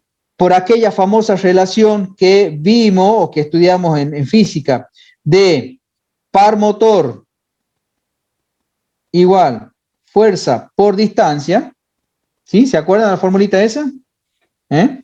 Par motor, fuerza por distancia. En ese caso, la fuerza, ¿cuál va a ser? La fuerza que reciba pistón y biela del único tiempo útil del motor en la combustión-expansión, y la distancia va a ser directamente el radio del codo del cigüeñal.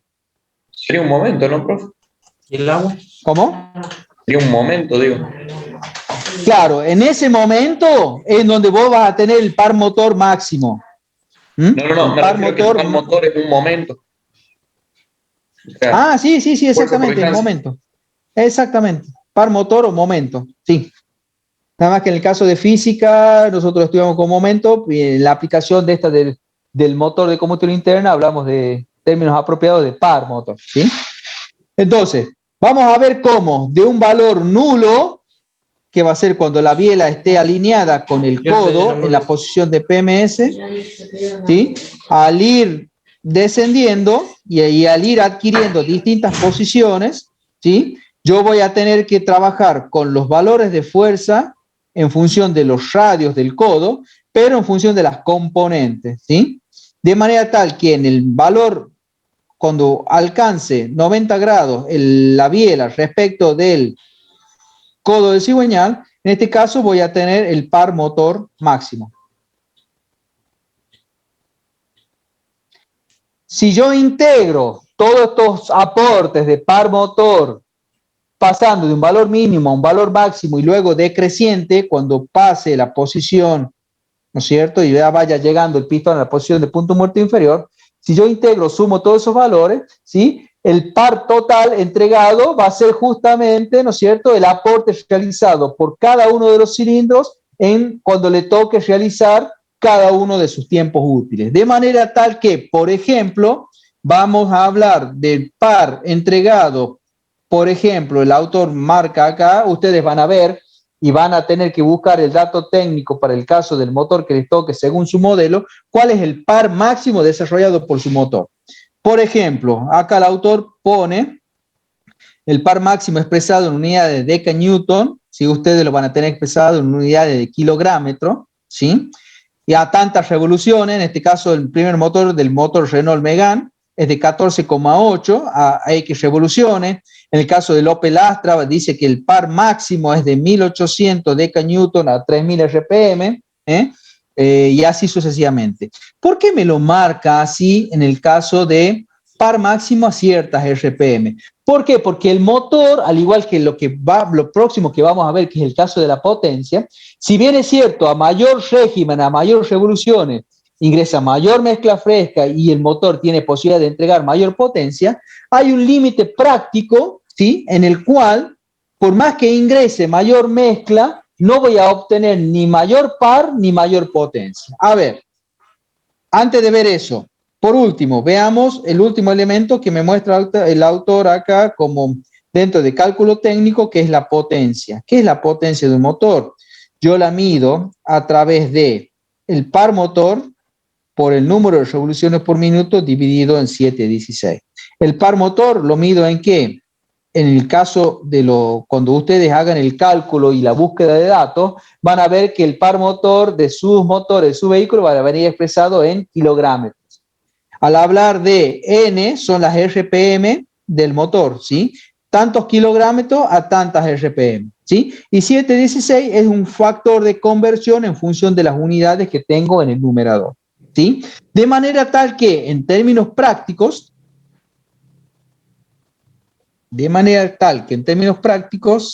es lo siguiente.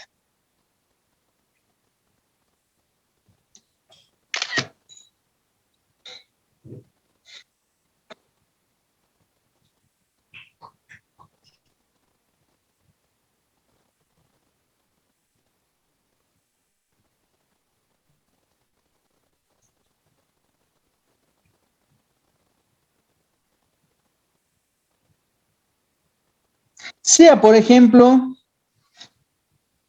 que queremos representar un sistema de coordenadas cartesianas en donde en el eje de las Y tenemos representado CB, ¿sí?, y par motor, las dos cosas.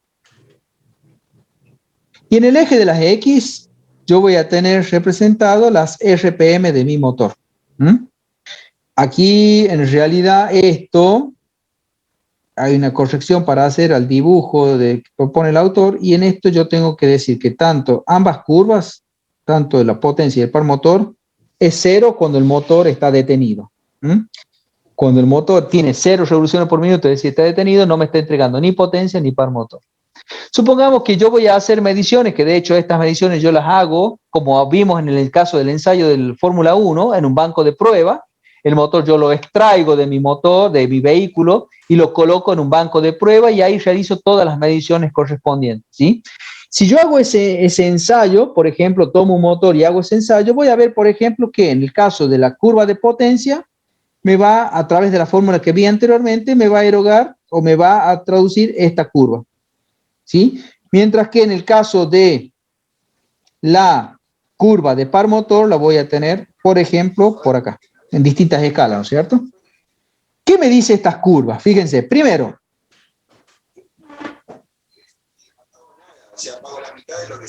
que el punto que yo tengo ahí es la curva de par motor máximo entregada por mi motor.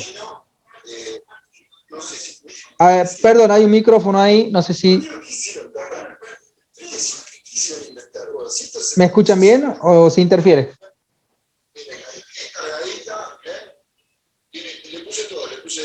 A ver.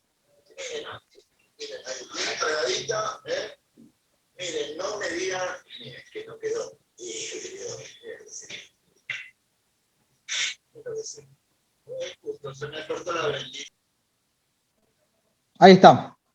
Bien. Entonces decíamos, el punto ese que acabamos de marcar es el punto de máximo par motor, ¿sí? Que no coincide con ¿qué cosa? Con el punto de máximo potencia. Esto es normal y es usual que así suceda en los motores. Por la relación esta que estamos viendo, ¿no es cierto? De par motor de C por N sobre 7/16. Entonces, ¿qué es lo que sucede? Si yo tengo que, en este caso, el motor, según el gráfico, a 4.000 revoluciones por minuto, me logra entregar una potencia máxima de 90 CV, es lo que yo interpreto de ese gráfico, ¿sí? Significa que, por definición de potencia máxima entregada, si yo a partir de las 4.000 revoluciones por minuto, yo lo sigo acelerando ese motor, haciendo de que adquiera cada vez mayor régimen de giro, ¿qué pasa con las curvas? Fíjense acá. A partir del punto de máxima entrega de potencia, ¿qué pasa? Se van alejando. Comienza a decrecer, baja la potencia.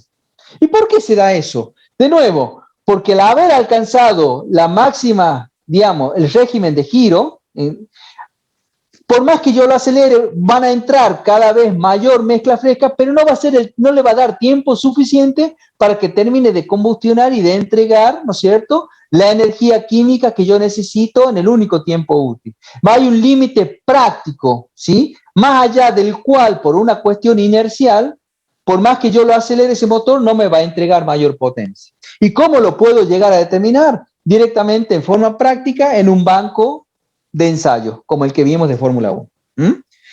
¿Para qué me sirve este punto? Profe. Sí. ¿Para los autos de calle sería eso, las 4.000 revoluciones, o este es un gráfico para un motor en específico? Cada motor tiene su gráfico en particular. Cada motor tiene su gráfico particular. ¿Para qué me sirven estas gráficas y este punto de potencia máximo? Me sirve porque yo acá, si estoy hablando de un vehículo de competición, como el caso de Fórmula 1, yo fui, lo metí en banco de ensayo, y probé y me da esta curva. Yo teniendo identificado este punto, ese punto es el que me va a servir a mí de base para calibrar la indicación visual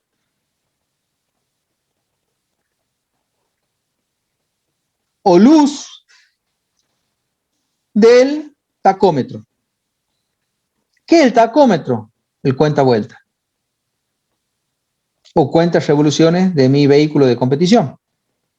Es decir, que el piloto del vehículo de competición va a tener una indicación visual gráfica a través de esta luz que se va a encender en su cuenta vuelta, indicándole que ha llegado al punto de entrega máxima de potencia de ese motor, según lo que se ha ensayado en banco de prueba, y que a partir de ahí, si el piloto desatiende esa señal luminosa y sigue acelerando, va a llegar, posiblemente, si no se hace nada al respecto, va a llegar, ¿no es cierto?, a la posibilidad de que se pase de vuelta el motor y se rompa por excesiva velocidad de giro respecto a lo que está diseñado o a lo que puede soportar.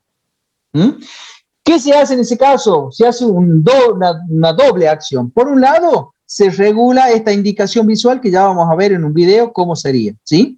Y en segundo término, a partir de este punto, desde acá en adelante, lo que se hace es se produce un corte, ¿no es cierto?, en el sistema de encendido del vehículo y se hace que automáticamente ese corte de energía impida, por más que el piloto desatienda la velocidad, la indicación luminosa y siga acelerando, ese propio corte en el circuito eléctrico de ignición haga de que el motor justamente no se embale y se pase de vuelta y termine rompiendo, ¿no es cierto?, ese motor.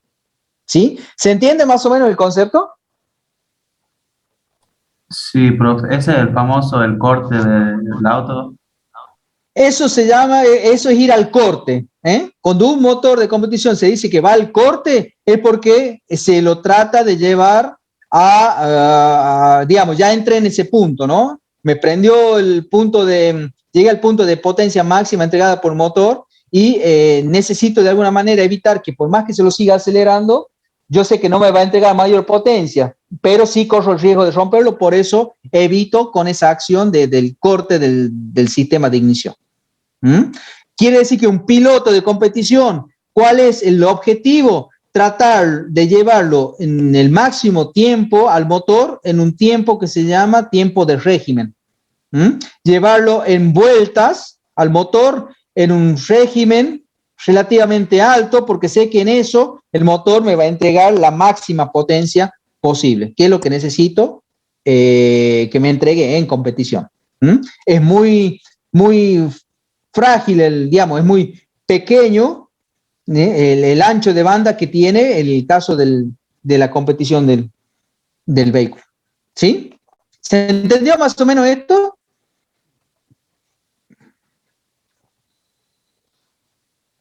¿Alguna pregunta?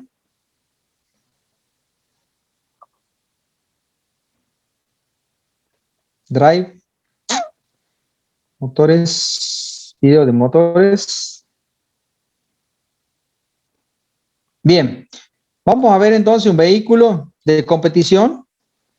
Estando justamente, digamos, quiero que observen ahí. Esto es una filmación desde adentro del habitáculo de un vehículo de competición, en donde pueden ver a la izquierda, ¿no es cierto?, y atrás de lo que sería la zona del volante, ¿lo alcanzan a ver al cuenta revoluciones?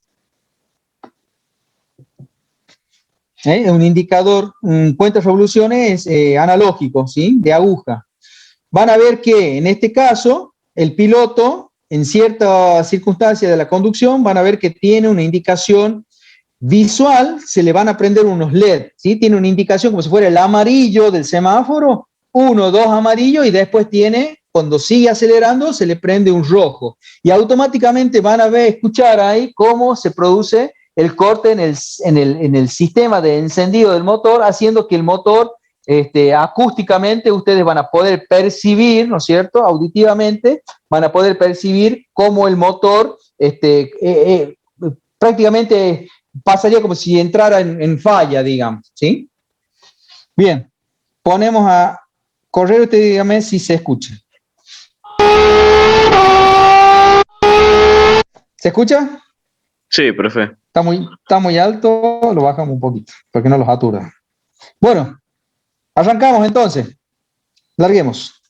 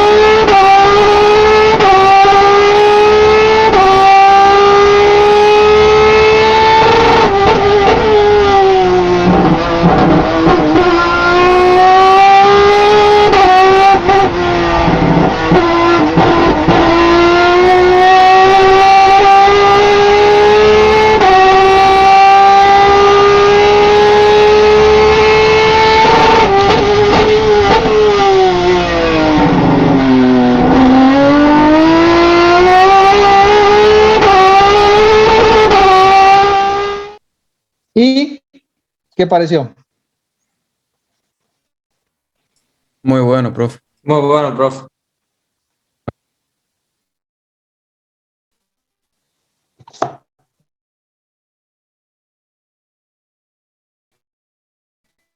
Se vio en el piloto es revoluciones por minuto cercano a lo que es el corte, digamos, ¿no es cierto?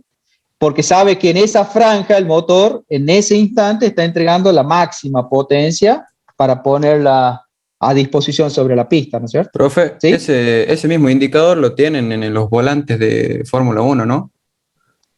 Sí, exactamente. Tenés múltiples indicadores, pero uno de esos es justamente esto, que también es información útil, ¿no es cierto?, para el piloto, en función de que el piloto tiene que estar atento a múltiples, no solamente, digamos, a las cuestiones del camino y demás, sino que tiene que tener, por eso es esto de otorgarle, ¿no es cierto?, una indicación visual para que sea fácilmente detectable por el piloto y no que tenga que concentrar la mirada sobre una aguja si está en tal posición en 11.500 o en 12.000 vueltas, ¿no es cierto? ¿Sí?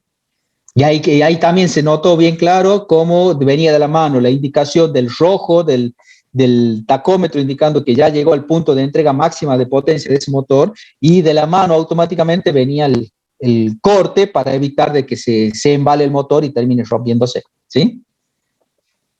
¿Quedó claro eso, no es cierto? Se vio fácil en el video. Profe. Estuvo lindo, profe, está bueno. Profe, Bueno. ese que tiene para hacer esos cambios de marcha, mucha experiencia, ¿no? Sí, más que todo te ayuda también el tema del diseño de las cajas secuenciales que se utilizan. Claro, son cajas secuenciales.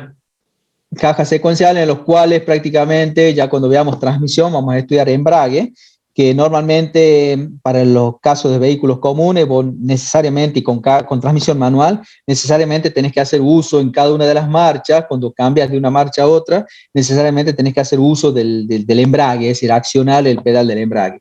En estos casos de competición prácticamente se los utiliza para lo que es la partida, la salida detenida de los vehículos, y ya después para hacer los cambios ya en marcha, por el propio diseño que tienen las cajas secuenciales, no te hace falta directamente el hecho de pisar el pedal. Prácticamente se ingresan los cambios directamente, sin pisar el embrague, porque eso implica pérdida de milisegundos que a la hora de la competición son muy valiosos. ¿Sí? Por eso es que en esto, las cajas secuenciales ayudan muchísimo en eso. Es más, son secuenciales en línea, porque vos, digamos, la palanca de cambio, presionando hacia adelante, vas a tener marchas descendentes y ascendentes. Empujando la palanca, simplemente lo que tiene que hacer el piloto es empujarla hacia atrás, digamos. No tenés que hacer el recorrido ese que tenés en la palanca de cambio normal y habitual de los vehículos de calle, que es el recorrido de la primera a la segunda, prácticamente como si fuera una H o una doble H si tenés caja de quinta o de sexta. Claro. ¿Sí?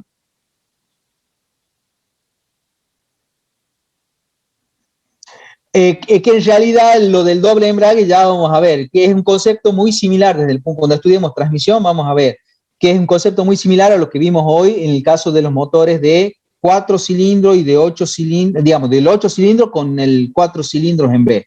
En el caso de los embragues que tienen multidisco, vos tenés mayor posibilidad de transmitir mucho par, es decir, motores que son de mucha potencia, ¿sí? Cuando no dispones de mucho espacio en el tema del embrague. Hay una relación directa de lo que es área, cuando estudiamos transmisión lo vamos a ver, área de embrague respecto a la potencia, de manera tal que si vos no tenés posibilidad de ampliarte en tamaño para tener un solo disco, vos te reducís y haces de que sean varias áreas, ¿no es cierto?